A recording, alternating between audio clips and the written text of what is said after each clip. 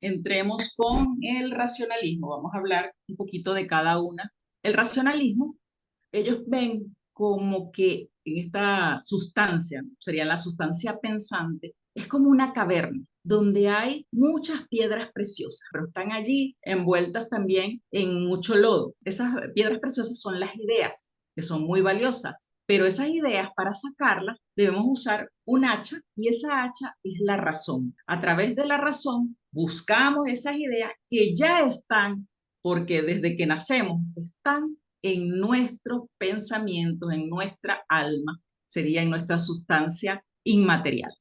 Esto es el racionalismo. Me hace acordar a lo que decía Platón, que estaba el mundo ideal. Ellos retoman mucho de lo de Platón, Mm. sin embargo, también rompen con algunos de estos filósofos de la edad antigua, ¿Mm? pero sí toman mucho de allí. Vean que venimos de, estaban esos grandes pensadores, pero ellos fueron olvidados porque vino esta época oscura que llenó de tiniebla y no permitió como que este conocimiento llegara o atravesara. Y es después de mucho tiempo, muchos siglos, donde se busca otra vez este conocimiento, se retoma y de ahí se parte. Las principales características del racionalismo es la existencia de la idea innata. ¿Qué crees tú que es la idea innata? ¿Qué es una idea innata?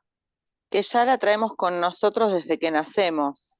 Las ideas innatas, según los racionalistas, pues ellos dicen que sí que en el interior de la mente humana hay conocimiento, ese conocimiento está allí y que es la razón, ¿verdad? La razón la que ayuda a extraer ese conocimiento, pero que ese conocimiento ya está en el hombre. Y no es desde la experiencia, no es desde los sentidos, sino desde ese razonamiento al que nosotros vamos a sacar esas ideas. Lo otro es la relación entre la razón y la realidad. Para los racionalistas, el mundo, la realidad exterior, va a depender del pensamiento humano, que si se usa bien, puede llegar a conocerla.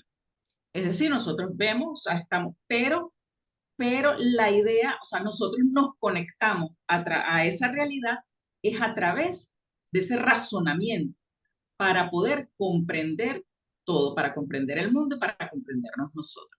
Otra de las características es que defiende el método deductivo. Ellos apuestan por lo que es los modelos matemáticos, entonces como instrumento para llegar a la realidad. Y pensaban que partiendo pues esto de las premisas verdaderas, haciendo las deducciones, podíamos llegar a la existencia de una demostración. Y lo otro, que es muy característico de esta corriente, es que eliminan la experiencia. Consideran que la experiencia no se necesita para poder llegar a un conocimiento.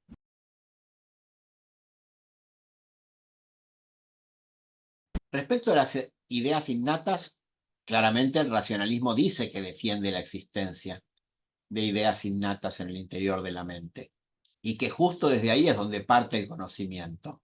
Es muy interesante porque de alguna manera el racionalismo tomaba en cuenta la existencia de que los seres somos transgeneracionales y que por eso llegamos con ideas innatas. Y dice, para ellos todo el conocimiento se origina en la razón y el conocimiento no de los sentidos, de la experiencia externa, como declaraban los empiristas. O sea, la razón alcanza para definir el conocimiento. Todo conocimiento se origina en la razón si lo vemos con el diario de hoy. Cuando sabemos que el 95% de lo que le sucede al ser humano proviene del inconsciente y solo el 5%, o sea, estaríamos dando como válido un mundo de lo que podemos observar y podemos razonar. Todo lo que no nos alcanza nuestra capacidad para razonar, negamos la existencia de ese mundo, porque dice todo conocimiento se origina en la razón. Invalido todo conocimiento que se invalide en los sentidos. Invalidamos toda la fenomenología actual, invalidamos la experiencia a través de una observación concreta. Establecemos una relación entre la razón y la realidad. Visto con el diario de hoy, la razón observa tan poco y la realidad en el campo cuántico no existe, que no veo la necesidad hoy de poder seguir tomando esto como mi tesis, sino tomando esto como parte de mi tesis y de mi antítesis para poder hacer una síntesis. ¿Hay una realidad en el exterior? Depende esa realidad, si es que existiera, de mi mente? Claramente, los filósofos usaron el método deductivo, y el método deductivo es muy poderoso para poder llegar a conclusiones que para la ciencia son vitales. ¿Qué pasa con el método inductivo? El que se induce a partir de lo que ya hay. Si elimino la experiencia, entonces todo lo que es fuerte en base a esa experiencia deja de existir en el mundo. ¿Hay una verdad para alcanzar o hay solo múltiples puntos de vista observados con el diario de hoy? Características principales del racionalismo. Ahora, esta frase de seguro la han escuchado. Pienso, luego existo. Más que pienso, luego existo, que estaría mejor decir pienso, por lo tanto existo. Pienso y por lo tanto sé que existo. Sería como que la forma más coherente de decirla para llegar a la interpretación que dio este filósofo, que no es más ni menos que René Descartes o Renatus Cartesius, como se le conocía, que era su nombre en latín, que se le conoció en esa época, y que es considerado el padre del racionalismo moderno. Él buscaba establecer pues, un sistema filosófico basado en la razón y que fuera con evidencia clara. Entonces esa famosa afirmación, pienso, luego existo, refleja énfasis que él da a la supremacía de la conciencia y de la autoconciencia como punto de partida para el conocimiento. Podemos más o menos sintetizar este trabajo de Descartes o sus puntos principales. Se planteaba dos problemas, uno epistemológico y uno ontológico. Desde el epistemológico, él iba hacia la búsqueda del conocimiento. O sea, a él, proyecto filosófico era la verdad. Entonces, él iba a la búsqueda del conocimiento, de la verdad verdadera. Y para él, el conocimiento seguro era a través de lo que era la matemática. Sin embargo, él nos va a presentar después allí lo que es la duda cartesiana, que es la que yo las voy a explicar un poco, donde llega a dudar de todo, incluso de la matemática. Y allí es donde surge su famosa frase. Él concibe, de la parte ontológica, él define la existencia de tres sustancias, no solo la que nos compone a nosotros, que serían las dos sustancias, la res extensa y la res cogitans, material y la inmaterial, o alma y cuerpo, sino que también habla de una tercera sustancia, que sería la sustancia infinita o Dios, y que esa sustancia infinita es la que crea estas otras dos sustancias. El ser humano tiene dos sustancias, pero los animales tienen solamente la sustancia, la res extensa. Para Descartes, un animal no tiene alma, es más como un robot, algo mecánico que tiene la sustancia material, pero no tiene la sustancia inmaterial. Y esta res cogitans es la que nos permite a nosotros ser un sujeto pensante que va a poseer ideas. Y él nos describe tres tipos de ideas, que son las innatas, que ya dijimos que son esas que allí nos colocó Dios, que están allí porque este ser divino colocó esas ideas innatas en nosotros. Además de eso están las adventicias, que son esas que parecen venir del mundo exterior, y las facticias, de los hechos. La construcción de los hechos, pero de los hechos en la mente, no de los hechos reales vistos como objetivos, sino los hechos percibidos por la mente.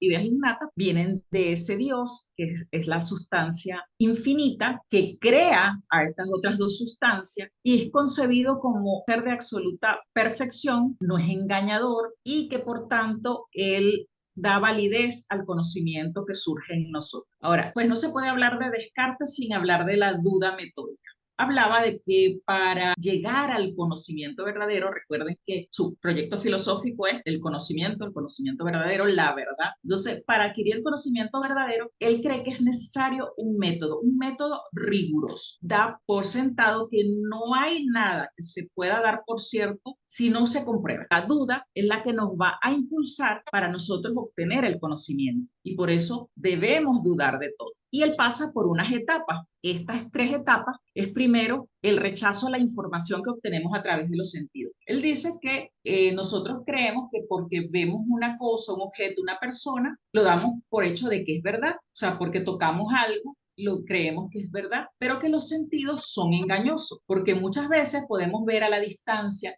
y decimos, ay, mira, allá viene Fabián, y resulta que a lo mejor es Boris. Cuando se acerca vemos que nos hemos equivocado. Entonces no podemos creerle a los sentidos porque los sentidos nos pueden engañar. Él también habla que cuando nosotros soñamos, nosotros estamos dentro de ese sueño y creemos que lo que soñamos es verdad. No podemos distinguir la vigilia del sueño. Entonces, y si lo que nosotros estamos viviendo es un sueño y no nos estamos dando cuenta, pues entonces tampoco podemos saber si es verdad. Él, en lo que él creía que era la matemática, pues él decía, pues 2 más 2 son 4 siempre, así yo no esté o esté, se acabe el mundo, vuelva a surgir, siempre 2 más 2 es 4. Pero entonces se cuestionaba y decía, ¿y si existiera un genio maligno, engañador, que nos haya hecho creer que 2 más 2 es 4 cuando 2 más 2 es 5? Entonces, quizás no puedo creer ni siquiera en las matemáticas. Y esta duda metódica culmina cuando él analiza que lo que sí es verdad, lo que él sí puede dar por cierto, es que él está dudando. Entonces dice, yo dudo, yo sé que estoy dudando, yo sé que yo soy esa cosa que duda. Entonces, esa es la verdad. Y de allí surge esa famosa frase, pues pienso y luego existo. Yo soy esa cosa pensante. O sea que yo sé que existo porque pienso. Y él propone, pues, para llevar esta duda metódica y aplicarla a todo, en los 4 pasos, pues, esta evidencia, el análisis, la síntesis, la enumeración. Y que es lo que conforma, pues, lo que es el método científico y lo que yo en biología, en las ciencias médicas, lo que uno debía hacer cuando quería buscar un conocimiento, crear un conocimiento, tenía que seguir estos pasos. El otro punto que es súper importante, porque hablamos del dualismo cartesiano, que era esa res cogitans y esa res extensa, esa alma y cuerpo. Él hablaba que la res extensa era material, era este cuerpo, pero que este cuerpo pues era pura materia y que teníamos una parte, que estas partes como que no se tocaban, que era esta res cogitans, que era el pensamiento o el alma. Surgía entonces la pregunta, si estos no se comunican, si son dos sustancias totalmente distintas, donde no entran en contacto, ¿cómo es que yo pienso en que quiero subir el brazo, quiero moverlo y el brazo se mueve? Proponía que la glándula pineal era el elemento, ese puente que podía hacer como un comando entre lo que era la sustancia pensante y la sustancia material. Según esta propuesta, las sustancias son finitas, pero ¿cómo se crea? ¿Desde dónde se crea? Y allí es donde surge esta idea que hay algo, una sustancia más grande, más poderosa, que es infinita, que es este ser perfecto y que es la red infinita. Y esta red infinita, este creador, es el que crea estas dos sustancias. Este concepto de pienso luego existo pone justamente al racionalismo en su lugar. Existo porque pienso. Y existo porque pienso. Es la razón existente pensar y me autocreo de la nada a partir de que solo lo pienso. ¿Y quién es el que piensa? ¿Y quién crea el que piensa? El mundo es una caprichosa creación de un Big Bang que aparece sin razón, solo aleatoriamente, en un mundo que no existía, en un universo sin propósito. Estamos mirando todo esto con los ojos de hoy para poder capturar la importancia de la mirada de la ontología de la conciencia, no criticando la mirada, sino buscando una antítesis y una síntesis que nos lleve a pararnos en el presente en función de poder darnos cuenta cómo vamos a poder abordar el futuro de un mundo que aún no existe. Gracias a Dios, acá Descartes nos deja ya con este concepto de conciencia, una primacía de la conciencia y la autoconciencia como punto de partida del conocimiento. Aunque el gracias a Dios sea un gracias cómico, ¿no? Justamente por la idea de Dios en ese momento de Descartes, que es muy valiosa, porque todavía incluía a Dios en la jugada. Fíjense que la epistemología es para la ontología de la conciencia algo que nosotros vemos en la dimensión de color amarillo, y la ontología es un subproducto de la lingüística y de la semiología o de la semiótica que vemos en el nivel color verde, en la dimensión del verde. Qué importancia que Dios tenga ideas innatas, adventicias y facticias, que se relacionen con las ideas del hombre. Qué importancia que Descartes pueda ver al ser y pueda ver a que ese ser genera una epistemología a partir de la concepción del ser. Si el ser cambia, la epistemología cambia. Fíjense cuántos de estos aspectos ya incluimos en nuestra mirada de ontología de la conciencia. Y esta duda de la que plantea Descartes no es una duda para quedarme en la destrucción del conocimiento, es una duda entendida como inquietud, y es necesaria para la existencia y el replanteamiento de la epistemología misma. Si no dudo, no transformo la epistemología. Y si la duda es metódica, ¿sí? La duda me puede ayudar a poder ver aspectos sin que se me escapen otros. El gran logro de este hombre es buscar una duda como parte de su método de arribar al conocimiento. Pero fíjense que la idea final de la evidencia, del análisis y de la síntesis era la enumeración, hacer ciencia por el solo hecho de hacer ciencia. ¿Hoy estaríamos en la misma agenda? ¿Hoy estamos usando la ciencia solo como atributo para poder crear tecnología y seguir manipulando desde la misma tecnología? Si la duda metódica culminaría con el conocimiento de una verdad indubitable, cada una de las cosas, de los inventos que están creados, estarían participando de esa verdad y no buscando robar una parte de la concepción del hombre para poder seguir siendo manipulado. El filósofo maldito. Voy a leerles esto que a mí me impactó bastante. Maldito sea de día y maldito sea de noche. Maldito sea cuando se acuesta y maldito sea cuando se levanta. Maldito sea cuando sale y maldito sea cuando regresa. Que el Señor no lo perdone, que la cólera y el enojo del Señor se desaten contra este hombre y arrojen sobre él todas las maldiciones escritas en el libro de la ley. Esta frase suena tan dura, algunas de las frases que estaban en el documento de excomunión de este filósofo, que es Baruch Spinoza, al cual algunos lo denominan el filósofo maldito. Este filósofo era judío, pero él desde muy temprana edad pues tuvo esta inclinación pues por el mundo de la filosofía, y él cuestionó muchos de los aspectos de la religión. Por lo tanto pues fue excomulgado o expulsado, pues. Y allí en esa comunidad una de las cosas era que si te daban la excomunión, pues nadie podía hablarte, hacer negocios, ayudarte, nada. Estabas fuera de la comunidad. Y él de allí lo vio fue más bien como un acto de liberación, porque ahora podía enfocarse a escribir. Él escribió mucho, pero publicó muy poco, porque sus obras, o las pocas que salieron a la luz estando él vivo, pues también fueron proscritas tanto por los judíos como por los cristianos.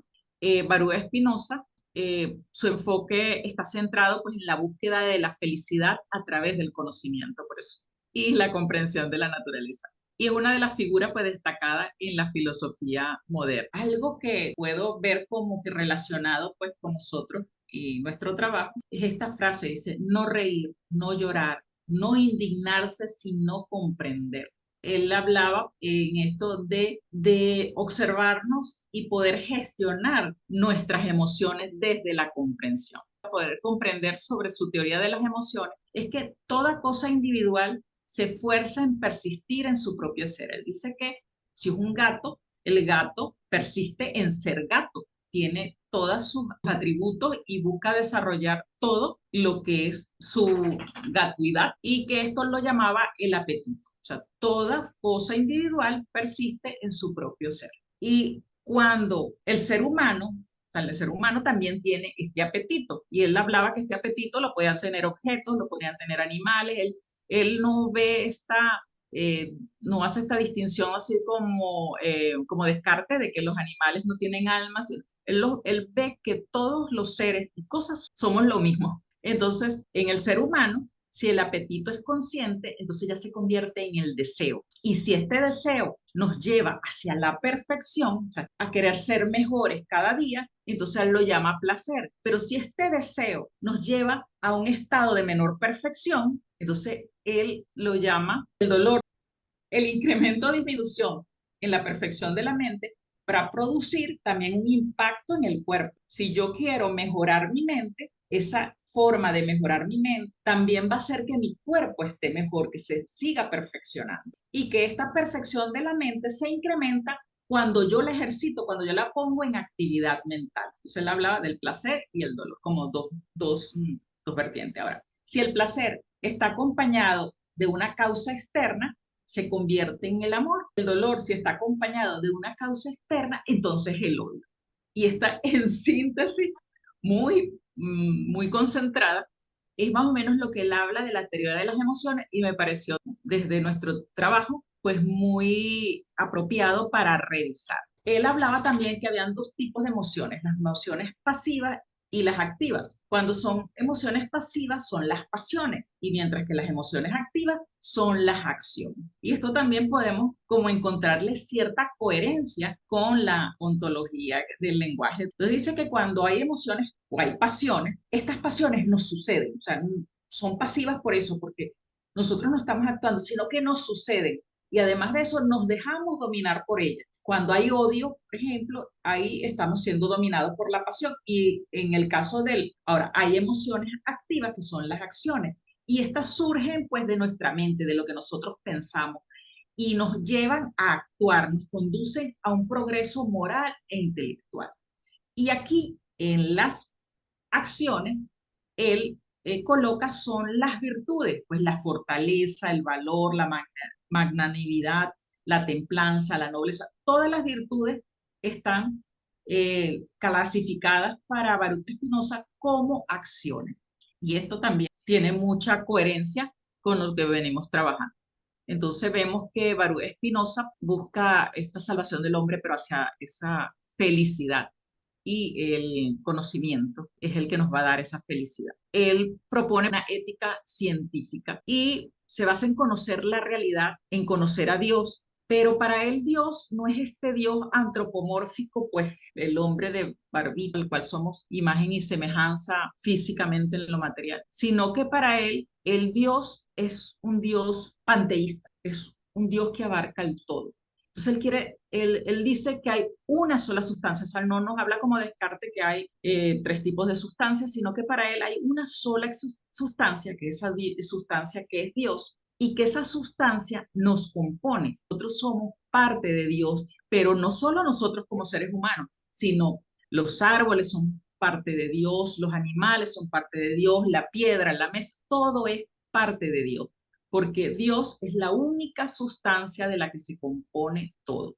Y a esto es lo que se le denomina el monismo, una sola sustancia para todos y somos uno. Él habla sobre tres tipos de conocimiento, del conocimiento que viene de la imaginación, del conocimiento que viene de la razón y del conocimiento que viene de la ciencia intuitiva. Y los dice que son como 3 grados o como una escala. O sea, imaginamos, lo razonamos y hacemos de ciencia para conocer. Son grados del conocimiento. Y esto es una de las cosas por las que proscritas pues sus literaturas pues, iba en contra de ese Dios antropomórfico, pero él no quería decir era que Dios no existía, sino que él veía a Dios en todo. Y algunos dicen que eso está afirmado en la Biblia por el apóstol Pablo cuando dice esta frase, pues en Dios vivimos, nos movemos y somos. Así que podría haber una coincidencia con las escrituras sagradas.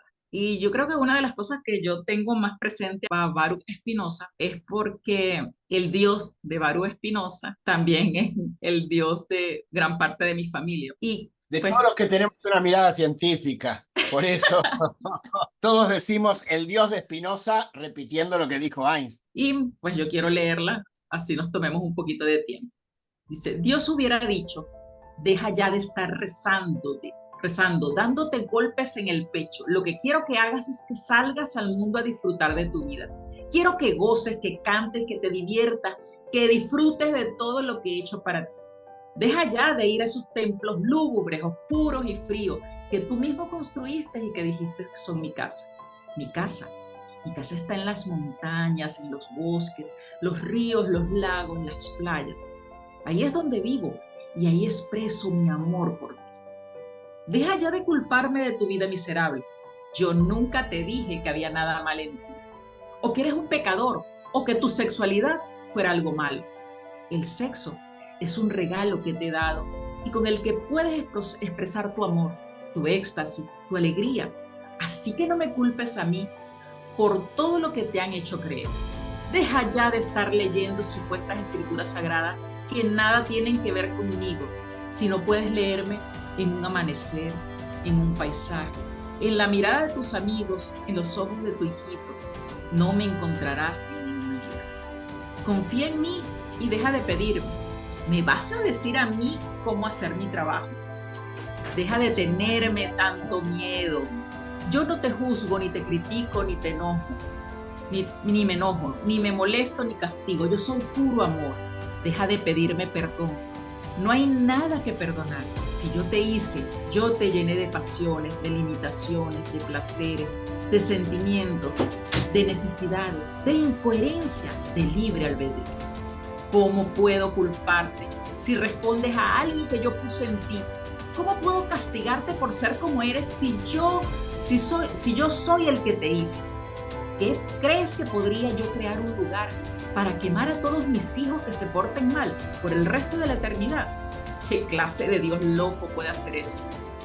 Olvídate de cualquier tipo de mandamiento, de cualquier tipo de leyes. Esas son artimañas para manipularte, para controlarte, que solo crean culpa en ti.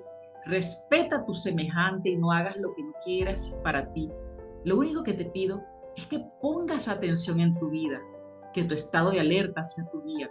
Amado hijo, esta vida no es una prueba, ni un escalón, ni un paso en el camino, ni un ensayo, ni un preludio hacia el paraíso.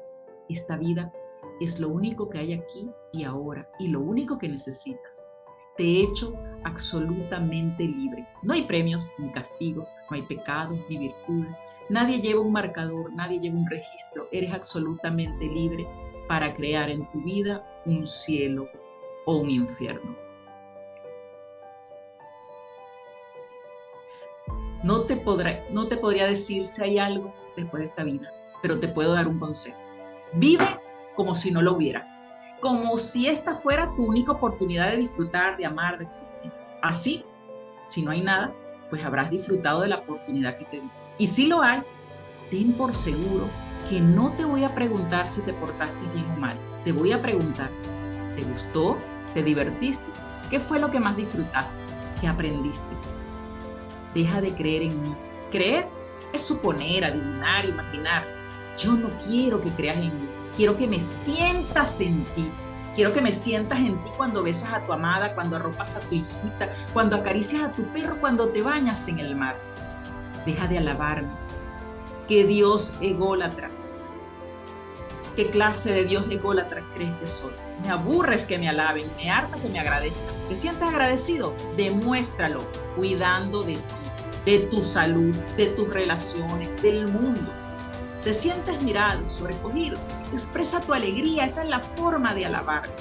Deja de complicarte las cosas y de repetir como perico lo que te han enseñado acerca de mí. Lo único seguro es que estás aquí, es que estás vivo, que este mundo está lleno de maravillas. ¿Para qué necesitas más milagros? ¿Para qué tantas explicaciones? No busques afuera, no me encontrarás. Búscame dentro, ahí estoy latiendo en ti.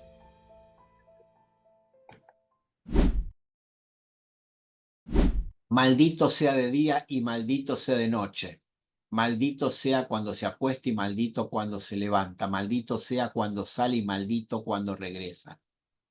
Que el Señor no lo perdone, que la cólera y el enojo del Señor se desaten contra este hombre y arrojen sobre todas las maldiciones escritas en el libro de la ley. ¿Puede un libro como este, siendo interpretado así, buscar personas compasivas? ¿Es la interpretación de base judía un libro que puede quebrar el ojo por ojo?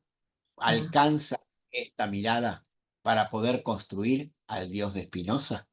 Ahora, si esto no hubiera estado en la historia, ¿podríamos haber filosofado y haber llegado al Dios de Spinoza? Entonces Spinoza llega claramente, y no sé por qué lo determinan el filósofo maldito. Si era maldito por malito o era maldito porque era el demonio mismo para la mirada del clero en ese momento. Pero los aportes de Spinoza fueron muy válidos, muy fuertes, muy interesantes en una época donde existe un Nuevo Testamento. Porque de alguna manera este hombre, Baruch Spinoza, de origen judío, está reclamando con sus ideas un Nuevo Testamento. Un testamento donde la compasión está al frente de todo. Habla de no reír, no llorar, no indignarse, sino comprender. ¿Cuál sería el problema de reír? ¿Cuál sería el problema de llorar? ¿Por qué no los puedo incluir y por qué no puedo incluir las emociones como parte de mi comprensión? Indignarse es otra cosa. Indignarse sí cierra mi canal de expresión para dejarme varado en la mente. Hablamos de teoría de las emociones y es tan claro esto de que toda cosa individual se esfuerza en persistir en su propio ser. Como lo dice hoy la neurociencia cognitiva, no hay forma de que algo sea pensado para mal. El cerebro necesita ganar siempre. Por eso se esfuerza en percibir en su propio ser. Esa es la naturaleza en sí misma de la mente, ganar. Por eso es el apetito de la mente, es ganar. Y no siempre ese apetito es consciente. A veces el deseo, claramente, nos deja en el espacio de inconsciencia. Y si el deseo lo vivo ya como un espacio de placer, no siempre es perfección si la mente es maldita, si la mente es corrupta, mucho mejor dicho.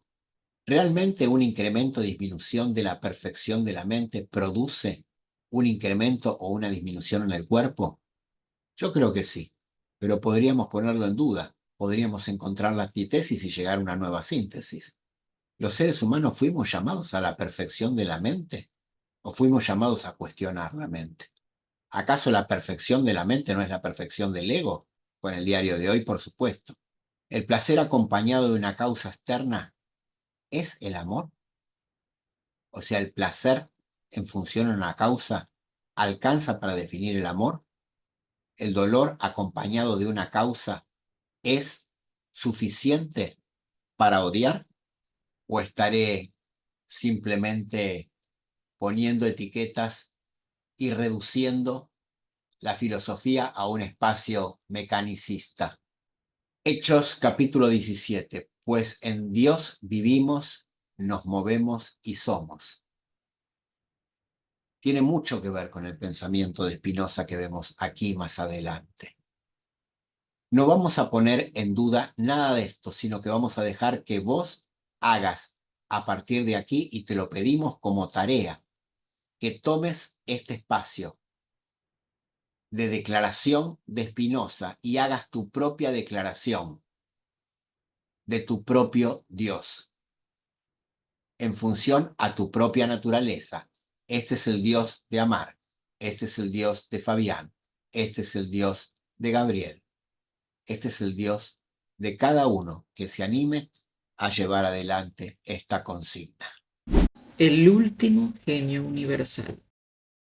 Este filósofo se le denomina así porque anteriormente nosotros podíamos ver hasta este filósofo, nosotros podemos hablar del genio universal, o sea, una persona que estaba preparada en todas las materias de su época, en todas las ciencias, de forma completa, porque de allí en adelante lo que vienen son a ser especialistas, o sea, personas que fueron muy estudiosas, muy sabias, pero solo en un área específica. Y este señor sí se formó en todas las áreas posibles de forma completa. Él propuso la metafísica racional que sostenía la existencia de un universo compuesto de mónadas individuales, que estas mónadas reflejaban la armonía preestablecida por Dios. De todos los filósofos, creo que es el único que habla sobre estas mónadas. Y es un concepto bastante abstracto y un poco complejo, pero me pareció bien interesante. Él basa la teoría del conocimiento en 3 pilares, que son el ignatismo, 2 tipos de verdades y los primeros principios. Entonces, en el ignatismo él dice que nada procede del entendimiento que no proceda de los sentidos, excepto el entendimiento mismo. Esto lo dice él porque los empiristas decían que todo conocimiento provenía de los sentidos. Entonces él, como para voltearle su misma frase, o sea, ellos decían nada procede del entendimiento que no procede de los sentidos. Él para voltearle su propia frase, él le agrega excepto el entendimiento mismo, para decir que había algo mucho más prioritario que esos sentidos y que era nuestra capacidad para entender. Entonces, por eso él decía que nada procede de la experiencia, que todo está en nuestro propio entendimiento. Y él habla de 2 tipos de verdades. Él dice que para que una proposición sea verdadera, o sea, sea verdad, el predicado debe estar incluido en el sujeto. Él dice que para que algo sea verdad, tiene que estar, o sea, el predicado tiene que incluir. Entonces él hablaba, por eso, verdades de razón y verdades de hecho. Entonces las verdades de razón dice que en el sujeto está el predicado. Entonces cuando yo hablo de un soltero, es un no casado. Ya al decir soltero, estoy incluyendo el predicado. Un soltero es un no casado. Y las verdades de hecho dice que el predicado está incluido, pero de forma contingente. Por ejemplo, Bolívar cruzó los Andes. Esto fue una situación histórica. Bolívar cruzó los Andes, pero Bolívar pudo no cruzar los Andes. Pero él dice que si yo pudiera conocer suficientemente a Bolívar, yo entendería que cruzar los Andes estaba incluido dentro de Bolívar antes de que eso sucediera. Y él hablaba de unos principios, que eran los primeros principios. De estos primeros principios, él decía que todas las demás verdades van a depender. Y este es el principio de no contradicción y el de razón suficiente. Entonces dice que el principio de no contradicción, que también es el principio de identidad, es que una proposición no puede ser verdadera y falsa a la vez. Entonces, algo no puede ser blanco y ser negro. O sea, o es blanco o es negro. O sea, si es blanco, excluye a que sea negro. Entonces, no puede ser una y lo otro. Y la de razón suficiente es que todo lo que es tiene una razón. Entonces, el que haya Bolívar cruzado a los Andes tiene una razón que estaba incluida en Bolívar y que no tiene que ver con que sea causa y consecuencia, sino que es una razón que está dentro del sujeto. Lo otro que me pareció bastante interesante fue esto del concepto de las mónadas. Y él habla ya no de la parte de la resistencia, la viscosita, no. Él habla de que hay una sustancia individual simple e indivisible. Es esto. Nosotros, que ya sabemos de biología y los conocimientos que tenemos, nosotros sabemos que nosotros estamos compuestos por sistemas, que estos sistemas están compuestos por órganos, estos órganos están compuestos por células que son pequeñitas, pero que estas células están compuestas por ciertos elementos, pero que si nos vamos más profundo, llegamos a los átomos, pero resulta que los átomos todavía se pueden dividir, porque nosotros los podemos dividir pues, en todas estas partículas que lo componen, entonces los protones, electrones, tal. Pero él dice que hay una sustancia que no se puede dividir, que es simple, pero que además es indivisible y que es la que va a conformar a todo lo demás. Que nosotros lo que vemos, estos cuerpos, no existe materia, eso no existe. Nosotros estamos viendo, son los atributos de estas mónadas cuando ellas se reúnen, cuando ellas se organizan, y nosotros podemos ver o percibir es el conjunto de mónadas a través de sus atributos, no es una materia. Entonces él dice que estas mónadas son sujetos de predicado, o sea, que ellas tienen como que esa acción, eso todo lo que ellas es posible hacer está dentro de estas mónadas. que ellas perciben. Recuerdan que le hablábamos de que en la parte de las emociones era el apetecer, el desear, ¿verdad? Entonces ellas perciben y apetecen, por lo tanto ellas actúan, pero que cumplen como una jerarquía. Entonces nos habla sobre varios niveles de mónadas, no todas son iguales, hay unas que son las que llaman las percepciones oscuras, que son estas mónadas que podrían estar pues en lo que son las plantas, que son aquellas que pueden percibir, pero no tienen emociones, las claras pero confusas, que ahí serían como las que están en los animales, en nuestro cuerpo material, que ellas pueden percibir y pueden surgir emociones de ellas, pero no son conscientes. Y las que llaman las apercepciones, que son claras y distintas y que sí son conscientes. Y lo otro es que estas mónadas no tienen ventana. Ellos hablan de que no tienen ventana. ¿Qué quiere decir con esto que no tienen ventana? Que una mónada no puede dejarse, o sea, otra mónada no va a actuar sobre ella y que ella vaya a reaccionar por esto. O sea, no hay entrada ni salida, sino que ellas actúan por ese mismo predicado que está dentro de ellas. Ellas son centros activos y no requieren nada que los active. Entonces dices, pero ya va. Si en mi pensamiento estas monadas me están diciendo que haga esto, ¿cómo es lo que hace que mi brazo, o sea, yo digo, bueno, quiero mover mis manos, mis dedos? ¿Cómo es que estos dedos se mueven si son mónadas que no tienen que ver con mi brazo? Porque entonces no se pueden activar unas a otras, no hay causa y consecuencia.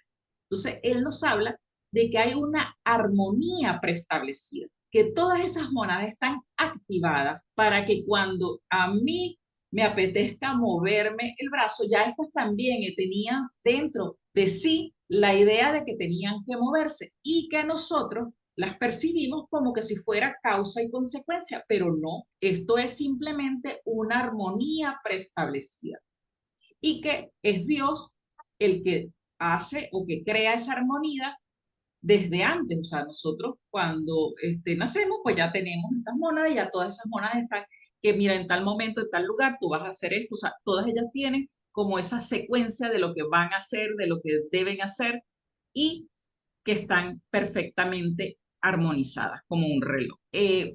Entonces Dios ha preestablecido esta acción armónica entre ellas y todo está en todo. Lo que a simple vista nos parece esto influjo causal, en realidad es una armonía preestablecida. Esto él lo crea para tratar de responder a lo que criticaban de las teorías de Descartes sobre la interacción alma-cuerpo, pues que Descartes decía que, bueno, que como eran dos sustancias distintas, la glándula pineal era la que producía esta interacción, a la que coordinaba esta interacción. Entonces algunos filósofos criticaban y decían que como la glándula pineal, que es material, podía entonces actuar con el alma, que es inmaterial, cuando él está diciendo que estas sustancias no pueden interactuar. Entonces, él a través de esta armonía preestablecida quería dar respuesta a esta crítica y también a lo del problema del puente. Cómo estar seguro de que las ideas de mi mente realmente representan al mundo exterior. Entonces era todo como que eso, una armonía preestablecida por Dios. Y así, por ejemplo, como nosotros vemos que si vamos al boliche y lanzamos una de las bolas y esta tumba los pines, y nosotros lo creemos que es influjo causal, o sea, que porque la bola rodó, llegó allá, empujó los pines y esto sucedió. Para él no era así, sino que este grupo de mónadas estaban, empezando desde nosotros lanzarla. Es nuestro grupo de mónadas ya estaba preestablecido que ellas iban a hacer este movimiento, que esta bola, este grupo de mónadas que constituían la bola iban a ir haciendo este movimiento, iban a observarse como que si rodaran y que ni siquiera iba a hacer el toque a estos pines, sino que estas mónadas ya estaban predispuestas o estaba preestablecido que ellas tenían que moverse. Entonces todo era no era influjo causal, sino una armonía preestablecida. Para este filósofo, para el dios de Len, él hablaba sobre que nosotros teníamos, o sea, que hay argumentos a priori y argumentos a posteriori. Entre los argumentos a priori, él hablaba de los ontológicos y las verdades extensas.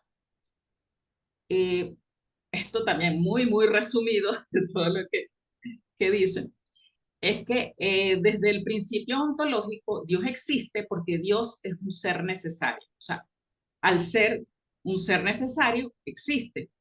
Dios es el ser necesario, por lo tanto Dios existe. Entonces esto era usando lo que es la argumentación y las verdades externas, eternas, digo, que son verdades que existen con independencia de si el objeto existe, la mente pensante o nuestro mundo.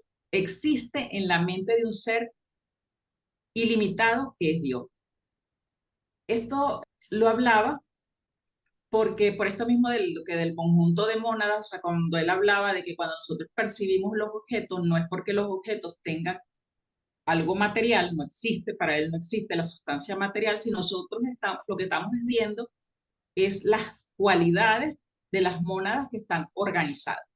Entonces, él dice que si eso es así, entonces cuando nosotros no estamos viéndolas, no estamos percibiéndolas, no existiría.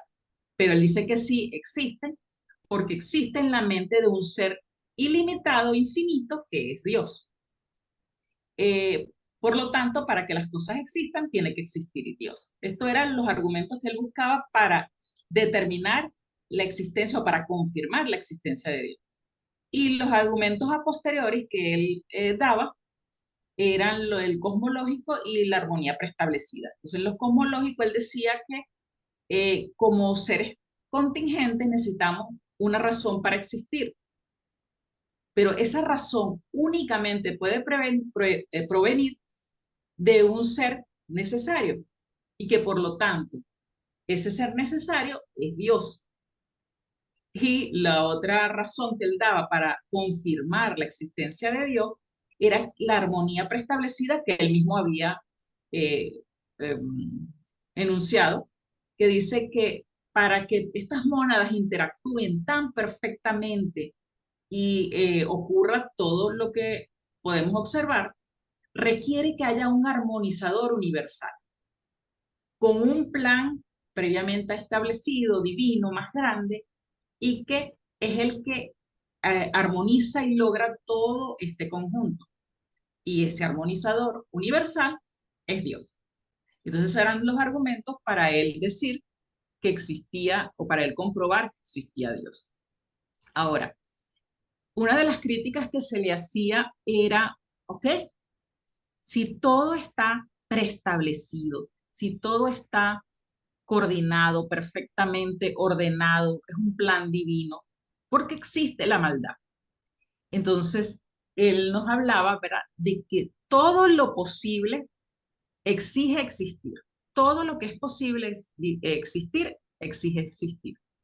Sin embargo, no todos los posibles son composibles. O sea, que son composibles que quiere existir una cosa, pero hay otra cosa que también exige existir, pero es todo lo contrario a ella. O sea, yo no puedo ser, eh, supongamos, yo no puedo estar viva y muerta, sino que puedo estar viva o puedo estar muerta. Entonces, no todos los posibles son coposibles, pero el que determina cuál va a ser posible, cuál va a existir, va a ser Dios a través de su voluntad. Es el que va a hacer que sea real y va a escoger para ello lo mejor. A eso lo llaman entonces el optimismo lewisiano.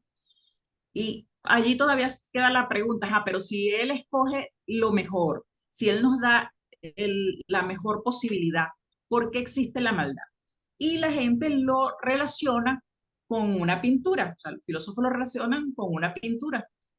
Y dice que si nosotros nos acercamos mucho a una pintura, por ejemplo en este caso, y vemos esta raya, y nos dice, ese es un pintor famoso, pero nosotros lo que estamos viendo es una raya, y dice, ese pintor no puede pintar mejor, porque quedan esas rayas así tan fuertes.